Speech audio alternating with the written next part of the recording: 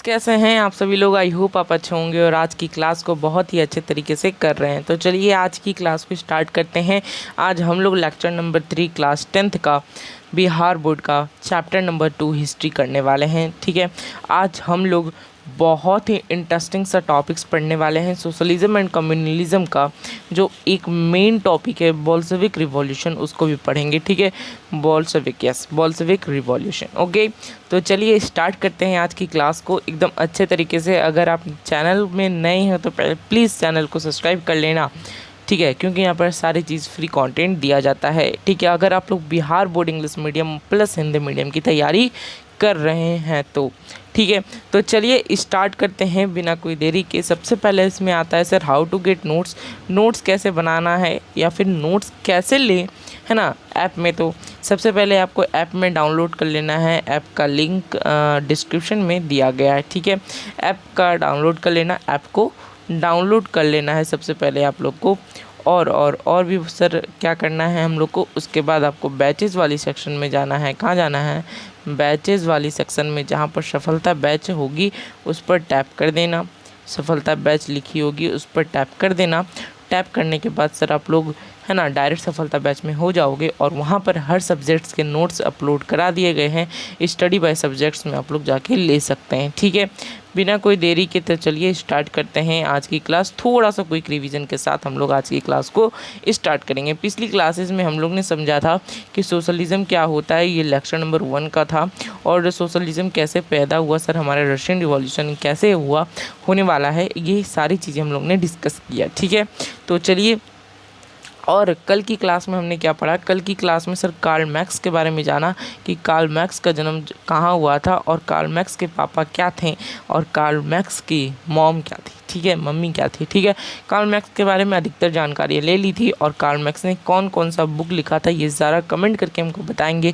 जो लोग पिछली क्लासेस नहीं देखें तो प्लीज़ जाके देखें, वहीं से यहाँ से रिलेट करके हम आपको ले चलेंगे आगे की क्लास में। ठीक है, कार्ल मैक्स का सर कौन सा बुक था? एक दास कैपिटल था जो वो अकेले लिखे थे, जिसे बाइबल कहा जाता था, दलित का बाइबल ऑफ द सोशलिस्ट्स कहा जाता था।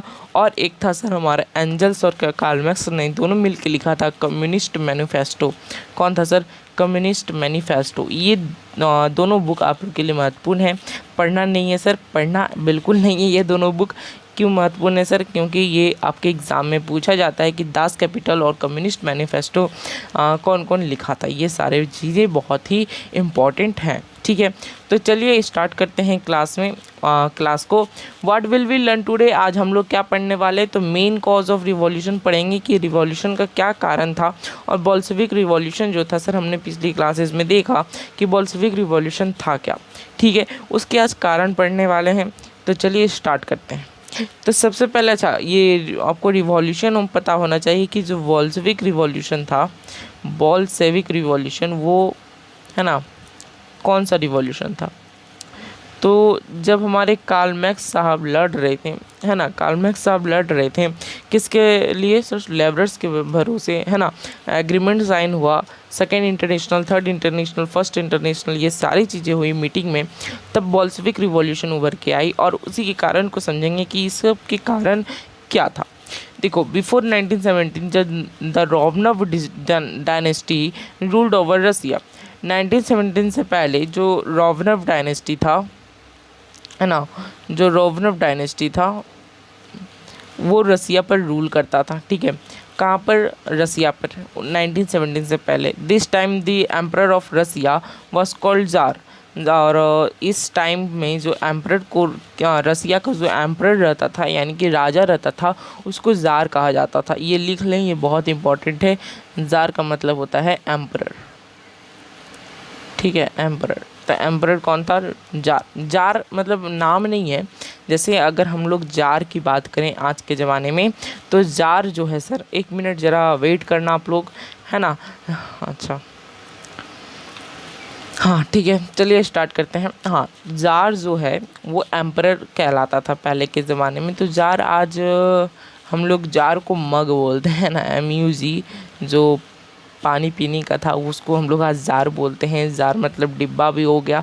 तो अलग अलग जगह से अलग अलग नाम होते हैं जार का, लेकिन रसिया में सर जार का मतलब होता है एम्परर। एम्परर मतलब किंग। ठीक है, इतनी बात अगर सही है तो आप लोग एकदम कमेंट करके लाइक कर देंगे। ठीक है, there was a drastic political structure of Russia in Russia. तो यहाँ पर ड्रास्टिक पॉलिटिकल स्ट्रक्चर था। ड्रास्टिक पॉलिटिकल स्ट्रक्चर का क्या मतलब है सर? जो ऐसा पॉलिटिकल स्ट्रक्चर जो है ना गवर्नमेंट रूल ना करती हो, वहाँ पर राजा लोग रूल करते हैं, तो ऐसा ड्रास्टिक पॉलिटिकल स्ट्रक्चर कहलाता था। By the middle of 19th century the political structure of Europe was changed and the powers of monarchy had been restrained and but the Russian monarchy was not ready to leave its privileges. हमने Europe में पढ़ा था जब nationalism in Europe, तब वहाँ पर देख रहे थे कि 19th century के बीच में सर कैसे कैसे लोग जो हैं हमारे, है ना, कैसे कैसे लोग जो हैं हमारे और यूरोप में छोड़ के भाग रहे हैं और कैसे रिवॉल्यूशन ला रहे हैं। तो यही चीज़ें हमारी रसिया में भी होनी चाहिए थी, लेकिन रसिया वाले कुछ लोग ऐसे थे जो नहीं करने दे रहे थे। बोल रहे थे कि नहीं, मोनार्की हमारा रसिया से नहीं छूटेगा, जिसके कारण से कुछ दिक्कत आ रही थी। ठीक है, अगर इतनी बात क्लियर है तो एक बार फिर से लाइक कर दें। अगर लाइक कर दिया है जिन्होंने, वो है ना कमेंट में लाइक कर दें। ठीक है, तो चलिए आगे चलते हैं। यस, 1 मिनट आप लोग वेट करना, मैं जस्ट आया। ठीक है, क्योंकि मेरी लाइट जो है ना सर, जो मेरी लाइट है वो मैं अपना शेयर कर रहा हूँ कि वीडियो जो है ना सर अंधेरा लग रहा है मुझे, कि आपको अंधेरा जैसा दिख रहा है, तो मैं थोड़ा सा लाइट बढ़ाने की कोशिश कर रहा हूँ। तो आप लोग प्लीज़ 2 मिनट के लिए कोऑपरेट करना, मैं जस्ट आया। ठीक है, तो चलिए मैं आ गया, है ना। लाइट आप देख रहे होगे, आपको क्लियर दिख रहा है। आई होप लाइट जो है मेरी कैमरे वाली लाइट जो वो सही दिख रही होगी। तो चलिए अब हम लोग क्लास को स्टार्ट करते हैं और भी अच्छे तरीके से समझेंगे कि ज़ार निकोलस कौन थे और ज़ार निकोलस कैसे आदमी थे, वो अच्छे थे या फिर रसिया को बर्बाद कर रहे थे। ठीक है, Tsar Nicholas two believed in the divine powers of the emperor, है ना। वो कैसा बिलीव करते थे? Divine powers of the emperor के डिवाइन पावर्स, यानी कि अलग अलग पावर्स होने चाहिए एम्परर्स के, जो बहुत ही अलग तरीके से दिख रहे थे। He did not care of the miseries and happiness of the common people, और वो ये नहीं चाहते थे कि हाँ ये सारे पीपल्स खुश रहें या फिर उनकी प्रॉब्लम्स का डिस्कशन हो, है ना। अच्छा, एक प्रॉब्लम का डिस्कशन से मेरे याद आया कि मैं आप लोग के लिए जल्द आ रहा हूँ, है ना। संडे को सर मैं आ रहा हूँ आपके डाउट का डिस्कशन करने।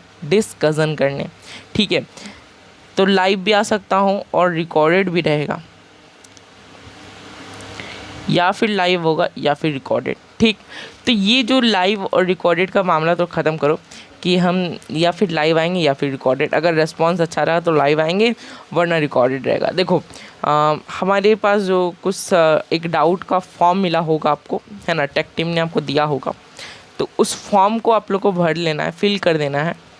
और उस फॉर्म को फिल करने के बाद आप रीडायरेक्ट हो जाओगे हमारी एक वेबसाइट पर, और उस वेबसाइट में सर आपको, है ना, फॉर्म दिखाया जाएगा और उस फॉर्म को भर लेना। ठीक, और फॉर्म को भरने के बाद फॉर्म में आपको जस्ट फिल करना है डाउट आपका, कौन सा डाउट है, कि कहाँ, मतलब कोई भी डाउट हो, मॉडल पेपर कहाँ से लेना है, बुक कौन सा यूज़ करें, सिलेबस क्या है, कोई भी डाउट हो सर आप उसमें बेझिझक डाल देना। ठीक, बहुत ही अच्छी बात है। इस डाउट को क्लियर करेंगे हम खुद, आपके सामने आएंगे और मैं हर बच्चे का डाउट देखूंगा, ये मत सोचना कि नहीं देखेंगे। ठीक है, जितने भी बच्चे मेरी वीडियो को देख रहे हैं तो वो प्लीज़ ध्यान से सुनेंगे कि कोई भी डाउट हो उनके मन में, कि कैसा भी स्टडी का डाउट हो, क्लास 10th का इंग्लिश मीडियम में कौन सा, मतलब सारी चीज़ पेड, मतलब क्या करना है बोर्ड एग्ज़ाम में कि हमें डर ना लगे, ऐसा जितने भी डाउट्स हैं ना सर, आप प्लीज़ कमेंट करेंगे। ठीक है, आई होप मेरी बात आपको समझ में आई होगी। तो मिलेंगे फिर आपको संडे के दिन। आपको बहुत ही इंतज़ार नहीं करवाएंगे, इसलिए हम संडे को रखें। इसी सप्ताह में सर हम लोग आपसे मिलने आएंगे और जहां पर हम भरपूर डिस्कशन करेंगे डाउट्स का। ठीक है, अलग अलग स्टूडेंट्स के डाउट्स देखेंगे, अलग अलग। हाँ, और आप लोग को ना, मान लो 2 डाउट है तो आप लोग वहाँ पर एक ही बार फॉर्म को भर सकते हो, जिसके कारण से वहाँ पर, है ना, 1 डॉट लिख देना, उसके डाउट अपना, उसके बाद 2 डॉट लिख देना। तो 2 डाउट रहेगा तो वहाँ पर मैं समझ जाऊँगा कि यहाँ पर इसके 2 डाउट्स हैं, ठीक है। तो अगर इतनी बात क्लियर है तो एक बार थम्स अप कर देंगे, फिर मिलते हैं, फिर चलते हैं आगे, ठीक है। तो हम लोग डाउट्स का भी डिस्कशन करेंगे बहुत ही जल्द संडे को, ठीक है। तो चलिए मेरे पास मैं कुछ 4-5 दिन का गैप इसलिए दिया हूँ क्योंकि धीरे धीरे सारे बच्चों को अगर पता चल जाए तो बहुत ही अच्छी बात है, और धीरे धीरे पता चलेगा तो तभी तो बच्चा लोगों को जानकारी मिलेगा। और ज़्यादा से ज़्यादा डाउट आप लोग पूछना यार, है ना, ऐसा मत करना, अपने भैया को जैसा ही समझो, बड़े भैया जैसा ही समझो, और जितनी भी जानकारी लेना है तुम ले सकते हो मेरे से, ठीक है। तो चलिए अब हम लोग अपनी क्लास को स्टार्ट करते हैं, ठीक है। तो वो किसी का भी डिस्कशन नहीं करना चाहता था निकोलस, मैं डिस्कशन चाहता हूँ यार, मैं डिस्कशन चाहता हूँ, मैं अपने, है ना, दोस्तों को, फ्रेंड्स को, स्टूडेंट्स को नहीं ऐसा बिखरने दूंगा, टूटने नहीं दूंगा, एकदम मजबूत करके रखूँगा, ठीक है। तो चलिए आगे चलते हैं। The bureaucracy of Tsar was instable, insensate and disable. तो ब्यूरोक्रेसी जो था जार का, यानी कि वहाँ पर बैठक जो थी वो थोड़ी सी इंस्टेबल थी, वो स्टेबल नहीं थी, ठीक है। अपॉइंटमेंट, अच्छा ये हटाओ, हटो यार, हाँ हट गया। Appointment was not done on the basis of merit, so due to wrong advisers and the arbitrariness of the tsar grew up and the condition of the people got bad to worse, है ना। तो यहाँ पर jar sir appointment नहीं लेते थे, किसी से बातचीत नहीं करते थे, और वो, है ना, रॉन्ग एडवाइजर्स यानी कि अलग अलग चीज़ें का बात होती थी। ये तो ये एक मेन इंपॉर्टेंट था autocracy and disable government of jar. वो किसी से बैठक नहीं करते थे और अपना ही गवर्नमेंट चलाने की कोशिश करते थे, किसी का भी हैप्पीनेस पर वो खुश होते ही नहीं थे, ठीक है, ऐसा मान लो तुम, ठीक है। आगे चलते हैं हम। आगे है सर हमारे लोग का पीटेबल कंडीशन ऑफ द पीजेंट्स। तो मोस्ट ऑफ द पॉपुलेशन जो था रसिया में वो पीजेंट्स का था, but there condition was very miserable क्यों था सर? क्योंकि हमारी जब इंडस्ट्रियल रिवॉल्यूशन से पहले चीज़ें थी वो हमारी लेबर्स पर डिपेंड थी, लेकिन इंडस्ट्रियल रिवॉल्यूशन के बाद मशीन्स पर डिपेंड हो गई, जिसके कारण से हमारी लेबर्स पर बहुत ही बड़ा इकोनॉमिक कंडीशन का इफेक्ट पड़ा, जिसके कारण से tsar Alexander two ended the agricultural slavery in 1861, but the condition of the peasant did not improve। लेकिन हमारे जार अलेक्जेंडर भी टू आए जो एग्रीकल्चरल स्लेवरी यानी कि एग्रीकल्चर के बंधु जो थे उसको छुड़ा दिए, है ना, एंड कर दिए, और लेकिन तभी भी उनका peasants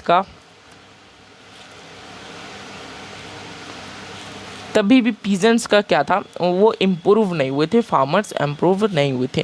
there farms were small and they did cultivation in old methods, they lacked capital and were suppressed with the burden of taxes. In such association the peasants has no option expect revolution. इसके कारण से sir वो जो बहुत ही important हो गया था, capital जो लैक था वहाँ पर, है ना, उनके पास पैसे नहीं थे, इकोनॉमिकली वो गिर गए थे, जिसके कारण से उन्हें रिवॉल्यूशन के अलावा कोई दूसरा रास्ता नहीं दिखा और एक ये रिवॉल्यूशन ले आया, ठीक है। Miserable condition of workers, miserable condition का क्या मतलब है इसको भी समझेंगे। The condition of the work in Russia were very miserable, they worked more but got less. हाँ, मिजरेबल कंडीशन का मतलब है यहाँ पर सर कि मान लो है ना, हमने एग्जाम्पल भी दिया था पहली क्लासेस में, 10 घंटा एक लेबर काम कर रहा है, लेबर, और वो 10 घंटा में सर उसको मिल रहा है 50 रुपया रसिया में, ठीक, 50 रुपया, और वहीं पर अमेरिका में सर वो 5 घंटा काम करके उसको मिल रहा 50 रुपया। तो यहाँ पर क्या था रूस में सर, रूस में क्या था कि रूस में ज़्यादा टाइम ले रहा था और कम पैसे दे रहे थे, ज़्यादा टाइम था और कम पैसे दे रहे थे, जिसके कारण से हमारे जो लेबर्स थे उनको बहुत ही गुस्सा आता था, ठीक है, उनको बहुत ही क्या गुस्सा आता था, ठीक है, और जिसके कारण से उन्हें लगा कि एक ट्रू पिक्चर जो है हमारा वो वर्ल्ड मार्क्स, है ना, मार्क्स से हमें दिलवा सकते हैं, जिसके कारण से वे जुट गए, ठीक। आगे चलते हैं। हेलो, हाँ, उसके बाद है प्रॉब्लम ऑफ इंडस्ट्रियलाइजेशन। उसके बाद एक प्रॉब्लम आई इंडस्ट्रियलाइजेशन की, उसके बारे में डिस्कस करते हैं। The Russian industrialization was different from the capitalist industrialization. Russian industrialization जो है सर बहुत ही डिफरेंट है हमारी कैपिटलिस्ट इंडस्ट्रियलाइजेशन से। कैसे, वो बाद में हम लोग समझेंगे जब हमारी इंडस्ट्रियल रिवॉल्यूशन वाली चीज़ें आएंगी। The main industries were a centered in few areas, और जो मेन इंडस्ट्रीज हैं सर वो कुछ रूस में अलग अलग जगह नहीं, थोड़ी थोड़ी छोटी छोटी जगह पर लगाया गया है। There was a lack of national capital, और वहाँ पर नेशनल कैपिटल का भी लैक था। So they were dependent on the foreign capital for the development of industries, और जिसके कारण से सर जो फॉरेन है, on the foreign capital for the development of industries, ठीक है, the foreign capitalist were supporting the economic exploitation, so there was dissatisfaction all around. Okay, तो यहाँ पर ऑल राइट, यहाँ पर क्लियर इतनी सारी चीज़ें कि जो इंडस्ट्रियलाइजेशन का क्या प्रॉब्लम था कि रूस में बहुत बहुत छोटी छोटी जगह पर लगी हुई थी और वहाँ पर फॉरेन कैपिटलिस्ट ज़्यादा थे। ठीक है, आई होप आपको इतनी बात क्लियर होगी। चलिए आगे चलते हैं, जहाँ पर हम लोग बात करने वाले हैं रशियनाइजेशन पॉलिसी। रशियनाइजेशन पॉलिसी का क्या मतलब है, इसको समझते हैं। Soviet Russia was a country of different nationalities, the people of Slav caste mainly reside there. Besides them, Finn, Paul, German, Jewish and many other castes live there. तो सोवियत रशिया में sir, Russia का ही part है Soviet Russia, तो Soviet Russia में बहुत बहुत अलग अलग तरीके के लोग रहते थे। स्लेव कास्ट्स यानी कि है ना, गरीबी लोग के कास्ट्स बहुत ज़्यादा रहते थे, और है ना उसमें क्या होती थी, बहुत अलग अलग तरीके के जात रहते थे, जैसे ही कास्ट के रहते थे, Finn, Pole, German, Jews and many other caste, है ना। They spoke different languages and the rituals were also different, और उनका जो कल्चर था वो भी अलग था और अलग अलग लैंग्वेज था। लेकिन but the minority grouping Russia was annoyed with the policy of Russianisation which Tsar Nicholas two passed. उसके जार निकोलस टू जो थे वो पास किए थे कि माइनॉरिटी जो है ग्रुपिंग रसिया का, वो पॉलिसी ऑफ रशियनाइजेशन का था कि वो अलग अलग नहीं ले, एक ही रशियन लैंग्वेज को यूज करें, एक ही कल्चर को यूज करें। तो ऐसा मानना था हमारे जार निकोलस टू का, तो जो एक विरोध करती है, एक रिवॉल्यूशन ला देती है खुद ब खुद। ठीक है, उसके बाद था sir impact of foreign incidents. Impact of foreign incidents का क्या मतलब है, क्रीमियन वार। सर फॉरेन इंसिडेंट्स यानी कि मतलब रसिया से बाहर कंट्री के बाहर क्या हो रहा था, क्रीमियन वार हो रहा था, कुछ इम्पैक्ट पड़ा बोल्शेविक रेवोल्यूशन का भी। ठीक है, इसको पढ़ लेते हैं। The role of foreign incidents in Russian revolution was very important. At first the defect of Russia in Crimean war open a new age of forms in Russia. तो क्रीमियन वार जो थे सर, एक न्यू एज को बनाते हैं हमारे रसिया में लड़ाई करने का। After the Russo Japan war in 1904-5 gave birth to the first revolution in Russia and lastly the first world war paved the way for Bolshevik revolution. और जिसके कारण से सर हमारे वर्ल्ड वार 1 भी जो है सर बोल्शेविक रिवॉल्यूशन का कारण बन जाती है। उसके बाद defeat by Japan in revolution in 1905, फिर रसिया जो है सर बैडली डिफीट हो जाती है। रसिया जापान में जब 1905 में लड़ाई हो रही थी, तो वहाँ पर जब बैडली डिफीट हो जाती है हमारी रूस, तो वहाँ पर बहुत बड़ा ज़ारिस्ट जो थे रिमेन काउंसलिंग हिज फेलियर, और वो लड़ना खोजते थे फिर से, जो एक ड्यू टू दिस डिफेक्ट और रिवॉल्यूशन पैदा कर देती थी 1905 में सर। ठीक है, तो ये थी हमारी और क्या है सर, हाँ एक मिनट ज़रा, हाँ ये इंपॉर्टेंट चीज़ें हैं। ये जो पैराग्राफ लिखी हुई इस स्लाइड में सर बहुत इंपॉर्टेंट है।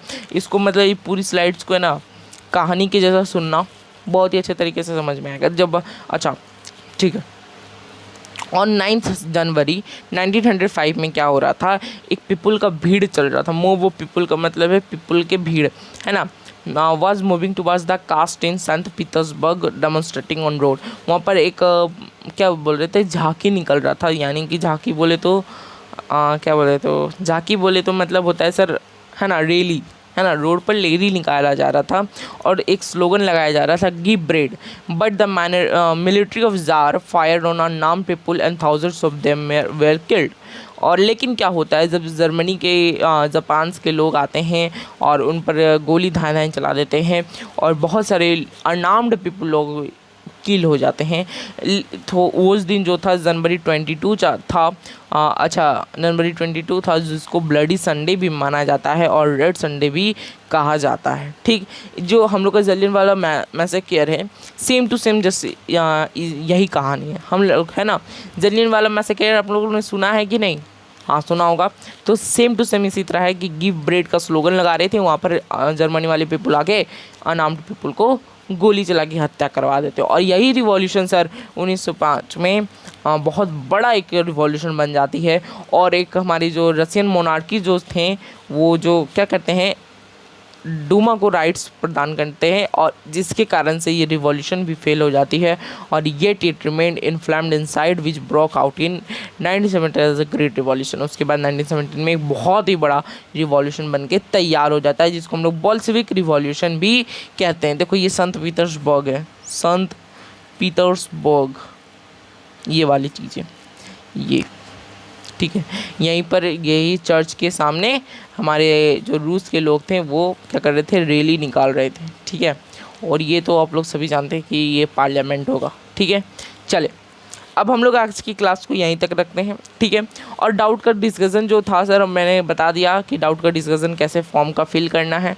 फॉर्म को फिल कर देना यार, जो भी डाउट हो गए मैं अच्छे से सॉल्व करवाऊँगा और मैं ही सॉल्व करने वाला हूँ। तो आप लोग का टेंशन नहीं है कि वीडियो मतलब रिटर्न मिलेगी, नहीं, मैं आऊँगा, लाइव आऊँगा, चिंता करने की कोई ज़रूरत नहीं है। मैं लाइव भी आ सकता हूँ या फिर रिकॉर्डेड, अगर रिस्पांस अच्छा रहता तो लाइव आने की कोशिश करूँगा। चलिए मिलते हैं फिर नेक्स्ट क्लास में, तब तक के लिए अपना ख्याल रखना। और नेक्स्ट क्लास में sir causes of revolution 2 causes बच गए हैं, उसको हम लोग नेक्स्ट क्लास में करेंगे। तब तक के लिए अपना ख्याल रखना और अगर नए हो तो चैनल को सब्सक्राइब कर लेना, नोट्स ले लेना, डाउनलोड कर लेना ऐप को। मिलते हैं फिर नेक्स्ट क्लास में, बाय बाय, टेक केयर।